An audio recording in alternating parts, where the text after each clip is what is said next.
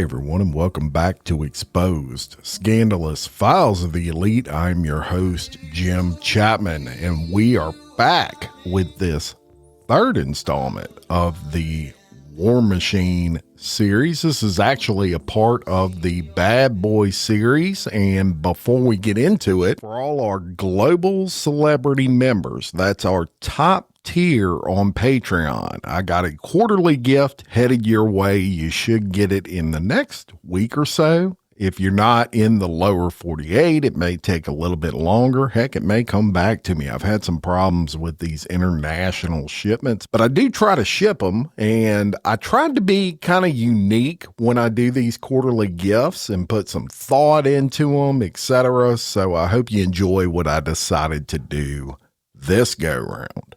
Additionally, I have a new global celebrity member to shout out this week, and that is Miss Amber Roberts from Wiley, Texas. And y'all, Wiley, Texas is considered a suburb of Dallas. And a little bit of history regarding natural disasters as it relates to Wiley, Texas. On April 11th of 2016, a hailstorm actually struck Wiley that produced softball-size hailstones and damaged an estimated 80% of the homes in the city, causing over $240 million in damage.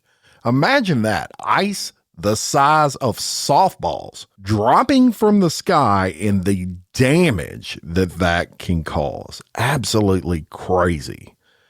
Thank you so much, Amber, for joining the Global Celebrity tier on Patreon. And if you would like to see what all the fuss is about and help support what we do at Exposed, check us out. Bonus episodes, commercial-free episodes, early release content, tons of files, and even quarterly gifts, like I just mentioned.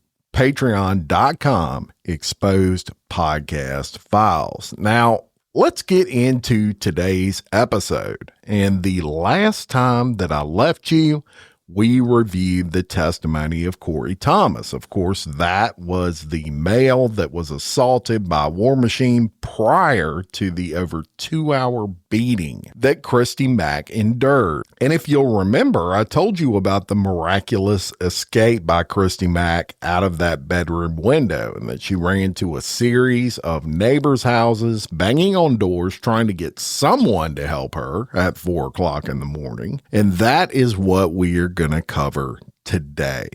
Now, Christy actually ran to 2 separate houses. And keep in mind, this is not your typical neighborhood. It was what you may call a ritzy neighborhood. All of these homes surrounded a golf course in Las Vegas. $1 million homes. And I'm sure folks who live there, they don't deal with crime very often. They sure don't deal with someone banging on their door at 4 o'clock in the morning, nude with just a blanket and covered in blood often. So how did they react? First up is the testimony of Mr. and Miss Geraldo. And the Geraldos were an older couple. Just judging by their testimony, I could tell they were affluent, seemed very well put together. And the first one that took the stand was Miss Geraldo. And she testified that it was around 4 o'clock a.m. when she heard loud banging on her front door. So she gets up, she looks out of the window, out of a dead sleep, mind you, and she's seeing a woman covered in a blanket, blood all over her, screaming for help. And she was terrified. So she does what most people would do in that situation. She calls the police. Now, it's important to mention, for those that may wonder, why did she not open the door and just let this poor girl in? Well, the fact of the matter is, she was scared. These are older people. Their 2 dogs are going nuts, barking, that are in the house. And you have a woman standing outside, wee hours of the morning. She's screaming for help in a neighborhood where this just never happens.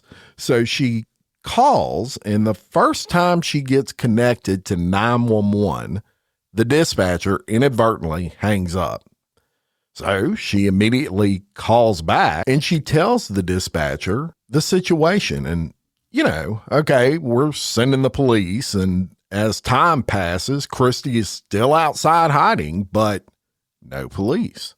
So she calls back a second time, like, where are you guys? And at this point, the dispatcher is kind of rude with her. Like, they are coming, ma'am, kind of thing. And more time passes, no police.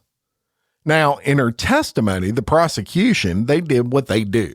They got her to lay out in detail what I just told you.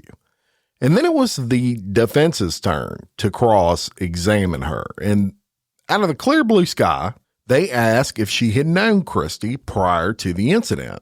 And Miss Geraldo, she said yes, she had met her once, but she didn't recognize her when she was outside of her door. So she didn't realize that was her neighbor. And they basically said, well, how did you meet her? And she talked about a situation where Christy's dog had got loose and ended up in the Geraldo's yard. So the defense says, well, isn't it true that you got bit by Christy's dog and you went to the doctor that day? And when you got out of the doctor treating you for just, scrapes from that dog, you had Christy pay the bill.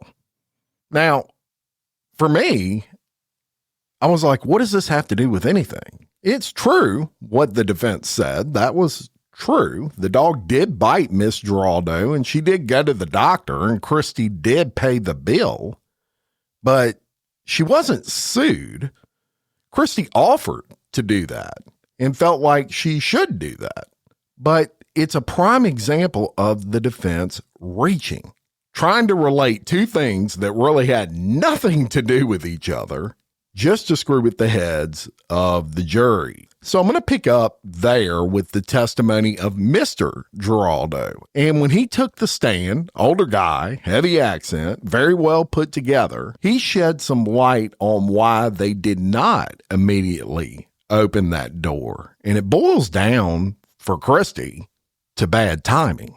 It seemed that within the past few weeks in Las Vegas, there had been a series of home invasions where the perpetrators would have a girl bang on a door, and when the homeowners would open it, a man would come out of the bushes or from around the side of the house and they would rob the homeowners.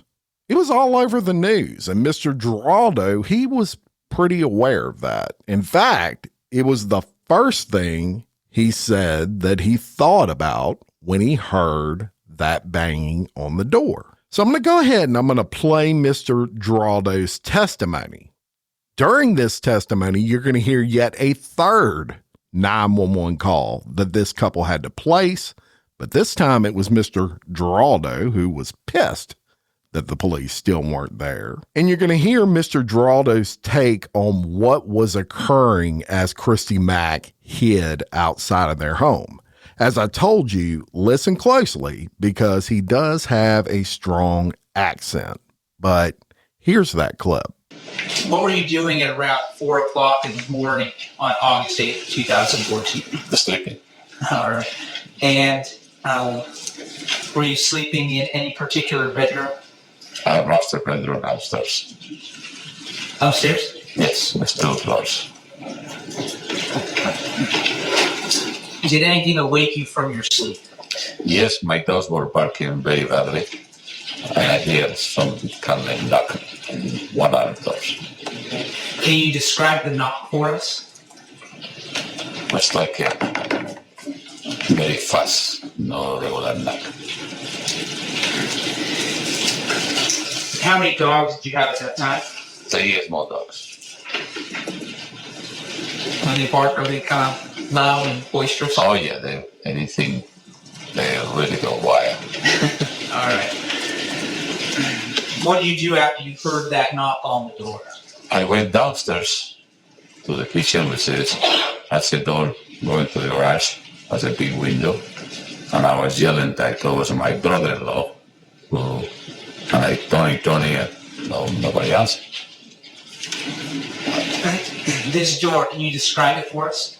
It's a regular door, but the with wide window with a sandblaster design, so you can see through. You can see through well. Okay. So you can see through it, but is it difficult to see through? It's really difficult because it says sandblaster for the design. And it was your testimony that you believe, I believe, said it was your brother. My brother-in-law. I thought it would be my brother-in-law trying to get in for whatever reason. So. Okay. And you yelled out, Tony. I just Tony, no answer. And then what did you do? And then somebody appeared in front of the glass window and scared the hell out of me. Excuse me, the word scares me because I couldn't recognize that person was like a monster covered with a blanket, and then I went upstairs. Okay. You thought it was a monster covered with a blanket? So somebody very a mask or something, I don't know, it was very scary. Okay. I may say. At the time that you were looking through this window and this individual popped up into your view, do you know where your wife was at that time? I think it was upstairs at that time making a phone call to 911. And you testified after you saw this person kind of jump up, you ran upstairs also. Correct. What did you do when you were upstairs? I went to get my gun. Why did you do that? Because a week before, or a week or 2 weeks before, I don't know precisely the day, there was a case in Tropicana, in the area, more or less, that someone was killed because some lady knocked on his door, and he was nice enough to let it in, and then a guy behind came in and killed this man. So that came to my mind right away. So that's why I didn't open the door, because that was thinking in my head. Okay. After you went upstairs, were you successful in obtaining your gun? Oh, yes, indeed. Did you ever go back downstairs in attempts to communicate with this individual? No, really. I just was wondering what was going to be next. If it was going to break the door or what. Okay. You said you believe that your wife was upstairs making a phone call. You know who she was calling? 911, for sure. Did you make any phone calls to 911? Indeed, because I thought the police were taking a little longer than I expected for the case that we thought it was something bad happened. I don't know what. We did want the police to arrive as soon as possible. This individual that popped up into your view, did this individual say anything to you? Was she young? No, that I remember, no. No. So you contacted 911 because you thought the response was a little delayed. Correct. Okay. Your Honor, I would move for the admission of State's Proposed Exhibit 158. There's no objection. Submitted, thank you. Now I move to publish it also at this time. Sure, go ahead.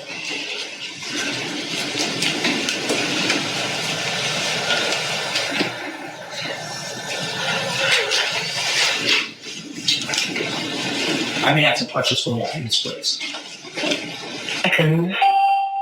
911 emergency, no, 844.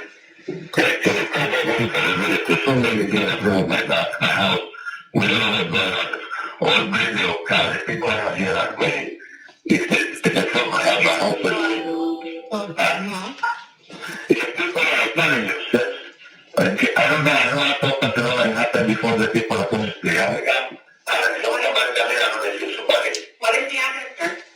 3404 Weber Way. And what's your name? I'd love to hear that. You walked in the city last year, I was there from where I was. I don't know, baby. You have to bleed it out. Bleed it out. But it's in bad shape. Okay, let me update the call. Hold on. How do you spell your last name, Alberto? Giraldo. I really want to open the door, but what happened? Don't open the door. Yeah, but I was down here, somebody, if you tried to get in, I had to shoot somebody. But I don't want to have to get in my pants or something. Okay, you have a weapon now? Yes. I think I'm supposed to take you when I said, look, I'm supposed to put something better on the door there. I can't. What happened to her? No idea, baby. She's not saying I don't want to open the door yet. Yeah, well, if I have to find out, I don't. There should be a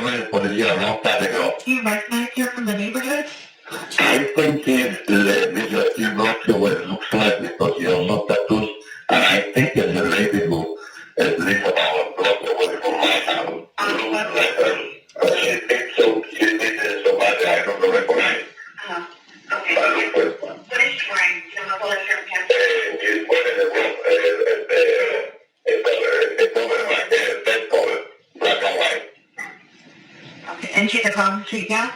I don't get there. Is he knocking on your neighbor's house? I got to get there across the street. Because I read on the radio. Now she's there. Shoot, what did she do? She's put the years again there, the house there. What did she have? Yeah, Now she's still there. Still there. she's still across the street? Yeah. And she's waiting for something. For the things that she saw in the race. She let somebody get an eyeball or whatever. I don't know. I don't know. The police have to be the guy. It's the notary. It's a building around here that should be here. Yeah, the way they're driving there. So, stay inside. Don't open your door. And officers will be out there to see what's going on.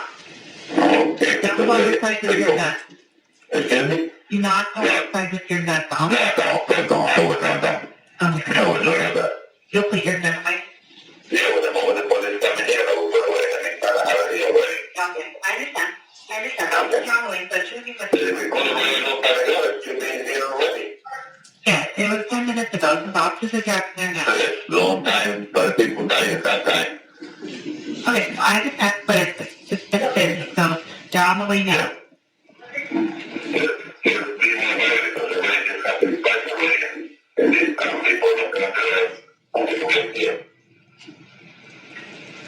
Alright, thank you. All right, Mr. Geraldo, I have a couple more questions for you. Okay. Do you recall what she had on her body at that time? It was like a blanket cover, over her body. And you recall the colors of that blanket or cover? Yeah, it was kind of yellow, black, something like it was a pattern anyway. If you made statements to the 911 operator, do you imagine those would be accurate at that time? That is correct. There was also some mention that you said she was bleeding pretty badly. What I did is because of the face, but as I said, I thought it was blood because it scared me. I'll be honest with you. It was very scary because when she pumped up, so I imagine it was bleeding if somebody had beaten or whatever. Yeah. And you described her as looking like a monster. That's correct. Very scary. There's a point in that 911 call where you say she's going across the street. Did you actually see her walking across the street? And yes, from my window, I can see everything on it. Was this through the kitchen window or was this No, through upstairs. Upstairs. Yeah. Okay. And if you look at the map with me again, this is Exhibit 178. Do you recall where she was headed? To walk to this house, exactly, in front of the house. The one like a green roof looks. Okay. You said with the green roof? Maybe. Or is it maybe the pool? I don't know. All right, let me ask you, was it this one or this one? That one. The This last one? Yeah, that one. So I got to say, I like Mr. Geraldo's attitude during that call. On that 911 call, you heard him say, I got a gun and someone's about to get shot if the police do not get here soon. And of course, I'm kind of paraphrasing that. And another thing that gave me a bit of a laugh was when he said that his wife had called the police several times and still no police. And this dispatcher, who I was not impressed with at all, she says with a smart ass tone, it was 10 minutes ago, sir. And his response to that was epic to me when he said, hey, people die in that amount of time. Loved it.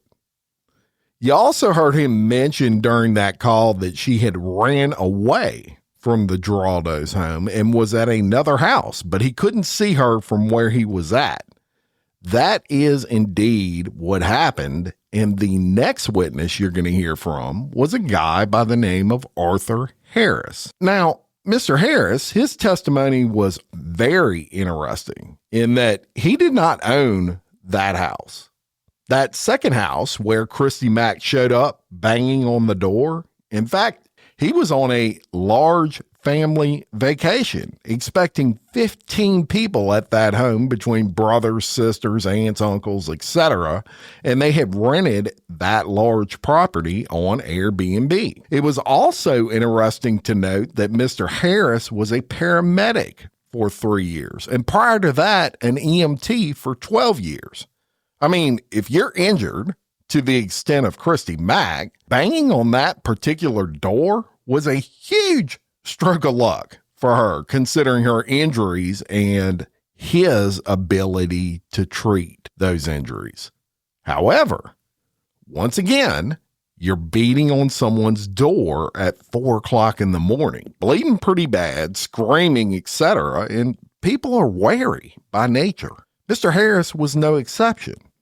So we'll pick up with this clip of his testimony to the prosecution, and you're going to hear a different prosecutor here. She was actually the lead prosecutor in this case. It was a prosecutor by the name of Jacqueline Bluff. And Jacqueline Bluff today is actually a sitting judge in the 8th District in Nevada, but she was a career prosecutor during this point in time and just an amazing lead prosecutor. So here's that clip. In those early morning hours, did you hear something that kind of caught your attention? Yes. What was it that you heard? We heard like banging on the door, someone knocking really hard at the door. When you heard that, what did you think? Well, we had a number of relatives staying, so I just thought somebody forgot the code to the keypad and they were trying to get in the door. So did you get up and go to help them? Not initially. Are you laying in bed at that point in time? Yes. And as you're laying in bed, do you start hearing knocking from multiple areas of the home? Yes. Can you explain to me how that you kind of figured that out? The home had multiple entrances. One had a keypad lock where you could actually punch in numbers and get. The rest had to be open from the inside. So we have been using all the different doors throughout the day. So it just sounded like the knocks were in the, I believe it would be the northern end of the home initially, and it just kind of progressively got louder, and it ended up in the door where that was closest to my room, the room that I was staying in. Okay, so what I'm going to do is I'm just going to show you a blown-up version of the house, which you don't have the party are being stipulated as evidence. This is case report 172. Yes, Sean. Okay, 172 is admitted. I believe yes, we're stipulating it. That was it. Just for the record. I understand, Mr. Winnet. Thank you. I'm going to zoom in for you, if you don't mind, so you can kind of explain to the ladies and gentlemen of the jury. I'm doing the brightness, sorry. I made fun of Mr. Stevens for doing that earlier. Here I go. Okay, so that's the house we're talking about, right? Correct. So can you give us an idea of where the different points of entry in the house are that you're getting from? So up top here, I'm not sure if it's on the right or the left side of the driveway, but in this area there is a door that leads to maybe like a hallway. It was where the kids were. They had bunk beds and things there. There was a hallway with multiple other bedrooms along here. There was another door about here, and then there was a door this way here, and this was like a den area, and then the master bedroom would be this area where I was staying. Okay, and you could kind of hear this. I think you said banging. Yeah. Is that what you said? Yes.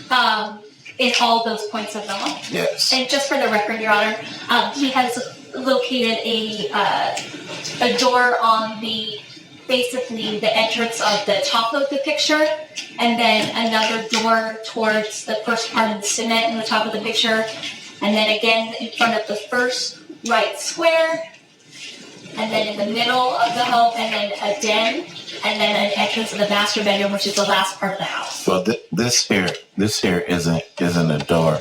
The door would be this, this, and this one. This was just the hallway where the rooms were. So there were 3 doors? Yes, there were 3 doors to my knowledge on the front side of the house, not including like sliding glass doors on the back or Understood. Okay. entrances to the back of the home. Thank you for that clarification. Okay, so then can you tell me after you hear this continuing banging, at some point do you decide, I'm going to go figure out what's going on? At some point, me, niece, sister-in-law, they were on the northern end. My niece and sister-in-law were on the northern end of the house. We kind of get up at the same time. They beat me to the door, and they're like, "Hey, it's some girl out here that's bloody," and I'm kind of like, it's 4 a.m. I'm kind of like, just like, like, what's going on? And they're like, I don't know. So I go over to the door, I look out, and she was at there. The door here has a glass window. Both doors have glass windows. The door that is like cat a corner there does not. She was knocking at the door that does not have a glass window. So I'm looking out the glass window at her. She appeared, initially I thought she was drunk. She appeared to be stumbling. She was slurring. I'm like, "Hey, how can I help you?" She was stumbling, slurring her words. Were you talking through the door? I was talking through the door. Okay. Yeah, just loud, like, "Hey," like, 'cause she was knocking back towards me, and she started to walk towards the door that we're at. And then I believe she said she'd been beaten up. She needed help. She was just like begging for help, like, "Please help me, help me, help me." And I'm like, "Okay, what's going on?" She's like, "I'm beat up." And so I was like, "Okay, I'll call the police." So at that time, I didn't open the door because there's bushes here, and there's a wall that where you can't really sit around. So I kind of told my wife, like, could be a setup. We open the door, somebody could run in, and we had kids there, all of our family members. So I tell her, like, "Hey, I'll call the police." It's obviously a rental home. I don't know the address by heart. I have to go back into the kitchen where the address is written down. So once I call 911, I'm reading the address off of like a sticky note or notepad where we had it written down because we had been giving it to family members all day. So after I call 911. Actually, before you move on, I would like to. I'm going to play the 911 call that you made, if that's okay with you, and see if you recognize it. Okay. And then ask you some questions afterwards. What's the exhibit? Yes, Your Honor, thank you. It states proposed 159, and the parties are stipulating to its admission. Is that correct, counsel? It is. Okay, submit. Thank you. Go ahead.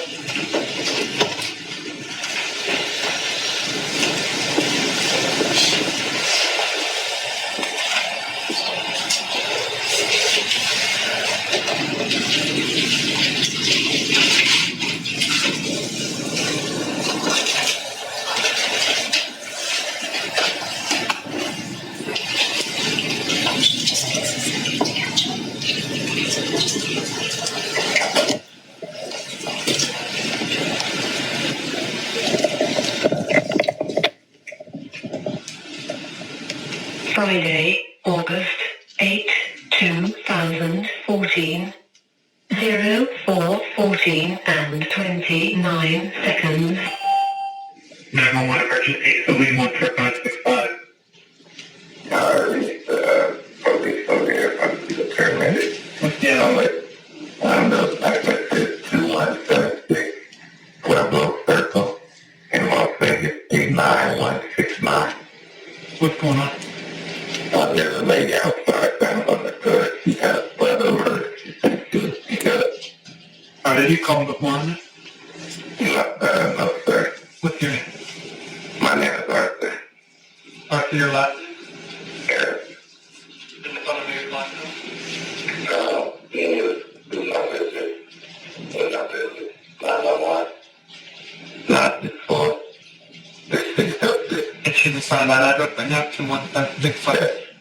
Yes. Okay, I'll let the officers know that's what you're right now. Okay, thank you. Should I ever making that phone call? Yes.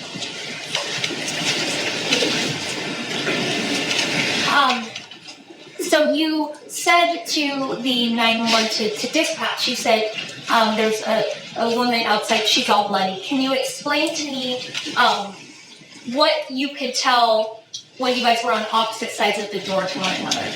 Well, she was wrapped in a sheet. You could see there was blood coming from her face. There was blood on the sheet. And that was pretty much pretty much what I could see. Okay.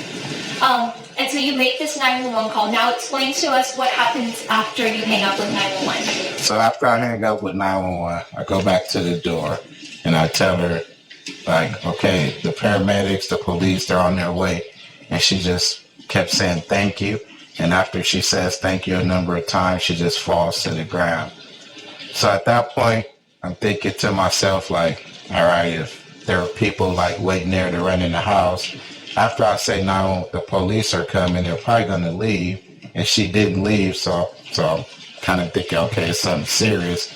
I should go out and check her. So I just tell my sister-in-law, niece, wife, like, hey, as soon as I go out, just close the door, lock the door, don't open it for nothing until the police get here.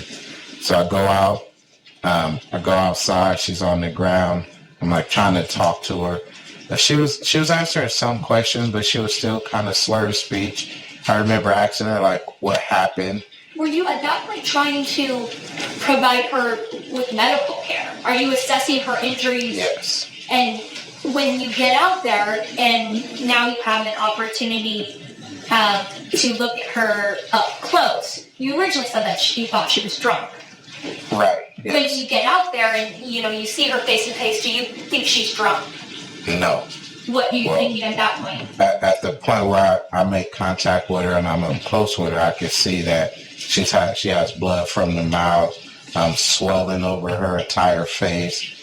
She's clearly been beat or hit with something. She's bleeding, so she was clearly in distress. Okay. Do you touch her in any way? Try to provide her any aid? Yes, I never touched like the bloody parts because I didn't have gloves. I don't have any equipment. But I did during an assessment. I was asking her questions like, "Do you have trouble breathing?" I was what we call palpating or pressing on her stomach to see if she had any pain there. Most of the bleeding, it wasn't controlled, but it wasn't like gushing out to the point where I had to try to apply pressure to stop it. When you would palpate the different injuries the different places of her body and asked if she was feeling pain, was she able to communicate to you whether or not she was in pain? She was, but she was crying. She was like hysterical, and she was just saying like, "Help me!" But she was able to say that she did have pain in all the places that I was asking her. Okay.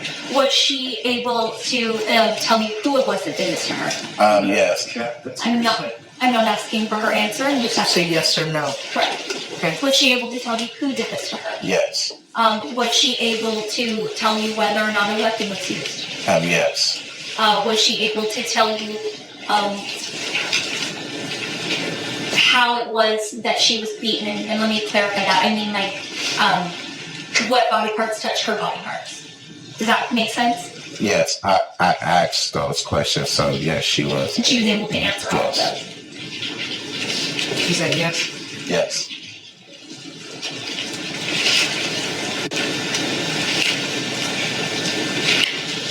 Was she having problems answering all of your questions? Like, was she clear-headed? No. Well, clear-headed calls for speculation.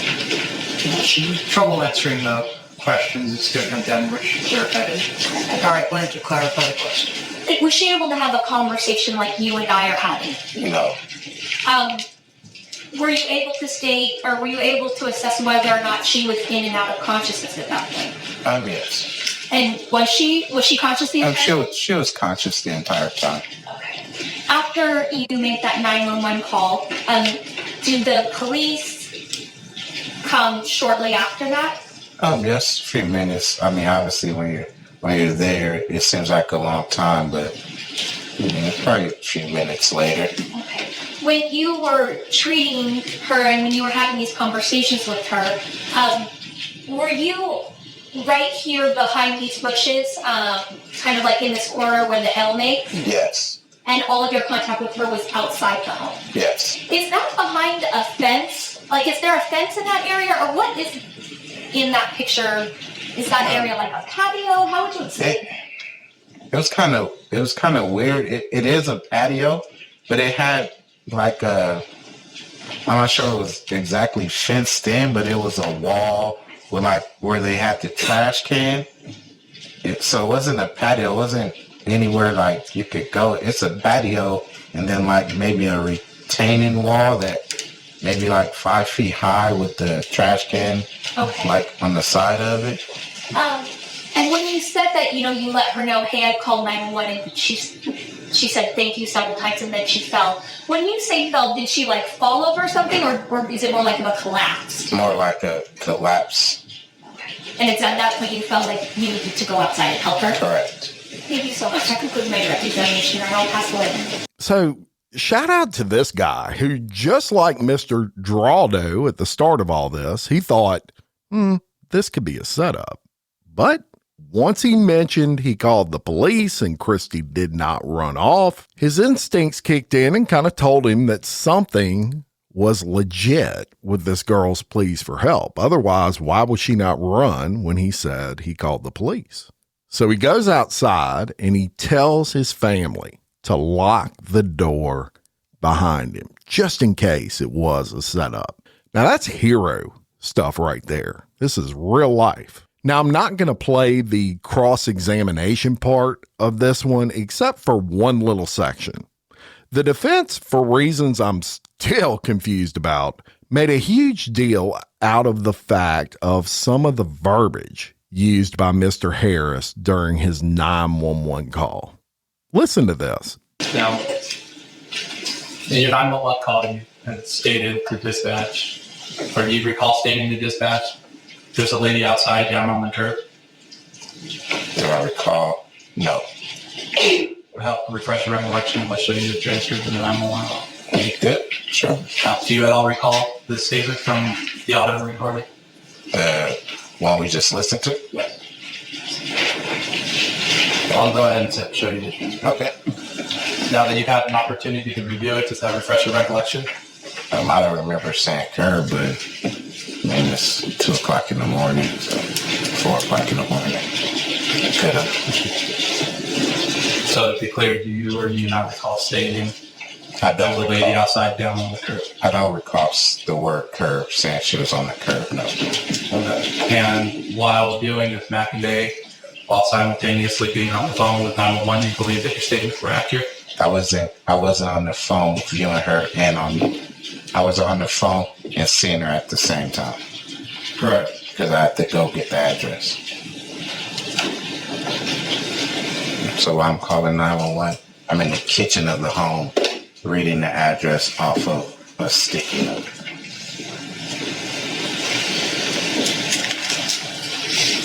Do you believe that your recollection at the time of making this 911 call was better than your recollection today? No. You think it was just as accurate? I'm sure. And you don't remember saying that? I remember saying curb. So what is the defense trying to do here?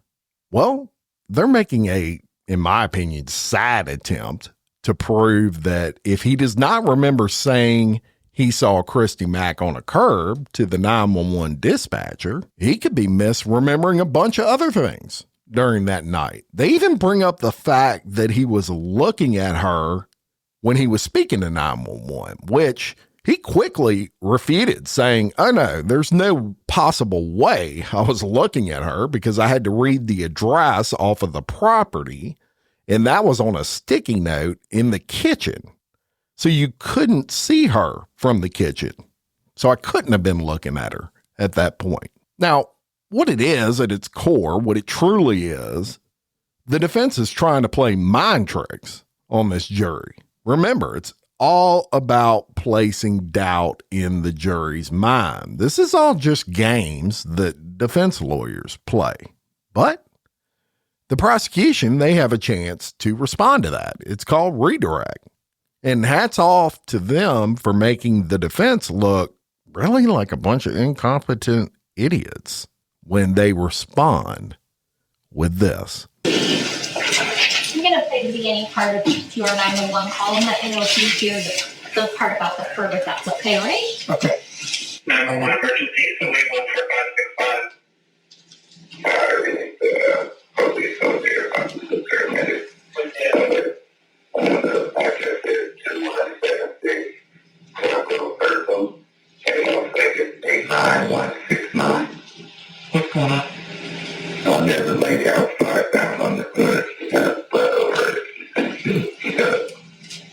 you called the foreman? Were you saying curb? I said there's a lady outside. Okay. I'm gonna just rewind a little bit. You said a lady outside, and then what's the next thing you say? Sorry, I can't All right, did you call the In Las Vegas, 89169. What's going on? There's a lady outside down on the door. She got a blood over. She got a All right, did you call the foreman? There's a lady. Outside, banging on the door. She said she has blood on her. She said she was beat up. There's nothing about a lady being on the curb. No, Miss McIntyre wasn't on the curb. no, she was on the porch. You don't know Miss McIntyre, correct? No, Have you ever even seen her? no. Nothing's like it. And that is how you do that. Dude never even said anything about a curb. Now, next up, a sexual assault nurse was called to the stand that examined Christy Mack. And look, there's nothing pleasant about these exams, as you can imagine. They're really horrible to go through, from what I understand, but unfortunately necessary. And typically 2 types of exams are done. The first is called a speculum exam, which is a medical procedure where they use a speculum to widen the vaginal wall so a doctor can check for abnormalities, such as tears to the vagina from forced penetration. And the other is known as an anal exam, which is a procedure that involves a doctor or a nurse. They're checking the anus and rectum with a gloved, lubricated finger. Same thing, attempting to identify tears, etc., to the rectum from forced penetration. Now, I cannot imagine Christy Mack or anyone really having to go through this after horrible things happen. But it's the reality of it. And it's important to mention that both do not have to be performed. If someone, for example, says they've been raped vaginally but not anally, they don't force that person to do an anal exam. There is obviously no need for that. And in reality, they don't force them to do either exam. It is totally up to the patient. But the proof aspect that those exams provide, it becomes almost a necessary evil, unfortunately, in most cases. So prior to performing these exams, assuming the patient consents to them, an interview is conducted where the sex assault nurses, they ask questions related to the assault. This is to gather information on what type of exams they would recommend. So in Christy Mack's case, when she was discussing what occurred, one of the things Christy Mack said was, he never penetrated me anally or vaginally. What War Machine did, she said, was he licked his fingers and rubbed them on her vagina in an effort to lubricate it, because she didn't want to have sex. And I'm not going to get into the biologicals of that, but it was very dry. The problem was, and what pissed him off even worse and made him beat her even more, according to her, was the fact that he could not get hard. But just the fact that he licked his fingers in an effort to moisten her vagina and then stuck them down there and was rubbing up and down her vagina, that's sexual assault. However, he didn't penetrate her at that point. So the nurse, she said, well, we can still do a speculum exam and make sure that you don't have any tears in there. Maybe he stuck his fingers in there and you don't realize it. And I know that sounds crazy. You would think she would remember everything, but when you're in a traumatic situation, you forget a lot of things. But Christy Mack did not want that speculum exam. Quite frankly, she told the nurse she didn't want that speculum inserted into her vagina. But she did let the nurse swab her vagina. And they did examine her physically with their eyes. And one of the things that the nurse noticed is she had striations on her inner thighs. And that's an indication of your thighs being forced open. Instead of willingly spreading your legs, someone is forcing you to spread those legs. And that's a good, solid sign of rape or attempted rape. Just awful. So that was the testimony of the nurse that examined Christy Mack. Now, a police officer in Las Vegas by the name of Marianne Troe, she also testified. She was working the graveyard shift that night. She initially responded to that 911 call that had been placed in Christy's neighborhood. And according to this police officer, the call went out and said a woman had been hysterical and was screaming on the call. And of course, I played you that call. Now, one thing I mentioned was the police never showed up. She makes that 911 call and just basically sets her cell phone down on the bed while War Machine is beating the shit out of Corey Thomas. And 911 never shows. So the problem is she gets the shit beat out of her for 2 hours. Well, here's where we found out what happened. That call was actually responded to. However, the call was traced to an address in Christy's neighborhood. Unfortunately, it was not Christy's house. So they ended up at the wrong house. And when she pulled up to the neighbor's house, one of Christy's neighbors, the officer unrolls the window to see if she could hear anything, but there was nothing. She gets out of the car. She goes up to the door. A man was home and he told her nothing was going on. He didn't call the police. So she left the scene and later gets another call to respond to the hospital. And that was when Corey Thomas was at the hospital. And he gives her a statement about what went down with War Machine. Another officer by the name of Samala Shepard testified that she was with Officer Troe that night. And she said she met Christy and Corey at the hospital. She got emotional on the stand. It was interesting when she was describing what she saw when she first saw Christy. The attorney asked her in regards to Miss Mackaday, Christy Mack, can you explain to me physically what she looked like upon your arrival? And the response of this police officer was, oh, geez. Her face was completely swollen, both eyes just puffy, closed. 2 of her teeth were missing, dry blood around her nose and around her mouth, and she had bruising on her leg and was very hurt, complaining of pain. It was very traumatizing to see. The attorney then asked, can you explain to me her demeanor? And she said, well, she seemed scared. She seemed tired. She seemed very soft-spoken, just very scared. Officer Shepard said that she had to help them write the reports because of the injuries. And when I say them, I'm talking about Corey Thomas and Christy Mack. And another witness was called this day, and that was a woman by the name of Elaine Green. And she was a manager of a human trafficking and victim services division of the Las Vegas Police Department. Now, Miss Green said she had never met Christy Mack, but she was called to testify just generally about domestic violence and relationships. And it was pretty interesting what she had to say. She said that she works with between 50 to 75 new victims each month, and she has seen hundreds, if not thousands, of domestic violence victims.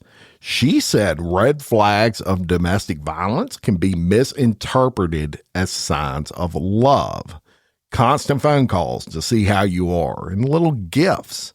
She said domestic violence is based on power and control, and that there are different types of abuse, but that it's all about one person exerting their power and control over another person. Green said people often stay in abusive relationships because of love. She said it's easy to excuse behaviors or take responsibility for them, which is what Christy Mack was doing for so long before this went down, and even after this went down, which we'll talk about in a later episode. She said you can still be very much in love, even when things become unsafe and unbalanced. She said it's not uncommon for someone in a very dangerous situation to say, but I love that person. I don't want them to go to jail. And they're hoping that maybe that person will change. And that's a big problem. Green said there's a cynical power and control mechanism with that. It begins with tension building in a relationship, and then an explosion occurs, which can be physical, emotional, or financial. And then there's a hearts and flowers phase where the abuser apologizes, right? They send them flowers, which incidentally, War Machine did many times. Green said that sometimes people think that this hearts and flowers phase is the best part of the relationship. Green said that part of the power and control includes isolation. By isolating the victim, they're controlling them and making it difficult for close friends to point things out to them. Green said that she had seen many cases involving high-profile people, and that oftentimes these high-profile victims, like Christy Mack, they are worried that this could be perceived as a publicity stunt if they mention that they're being abused, and so they just don't say anything. On cross-examination, Green was asked if it was common for domestic violence victims to cheat on their abusers. And she said she can't say it's common because she doesn't go into those details with the victims, but she had seen it. She was asked if she had worked with the victims in the adult entertainment industry. And remember, this is the defense questioning her. So they asked about the cheating thing because they're trying to make it look like Christy Mack was cheating, and that's why she got her ass kicked, basically.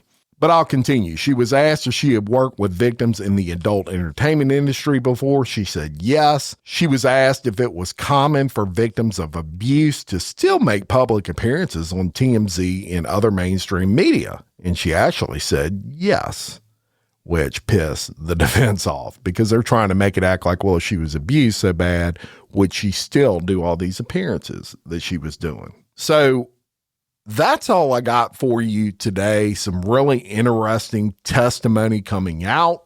And next week, you're going to hear the testimony of Christy Mack herself. And you want to talk about freaking eye-opening testimony. We're going to get into that and much more. I want to thank everyone for listening, following, rating the podcast. Please, if you're getting something out of these episodes, go to wherever you listen to it. Go there, and there should be an ability to rate and put a little comment on how much you're enjoying it, if you are. It really helps us out. It helps bump these episodes up the feed, and the more they get bumped up, the more people that listen to them. And hey, in the case of War Machine especially, it's my hope that someone hears this particular podcast and it gives them the courage to get out of a situation that they may be in. So it's very important that people hear this, in my opinion. Again, thank you so much for listening. And until next time, for Exposed, Scandalous Files of the Elite, I'm your host, Jim Chapman. Much love.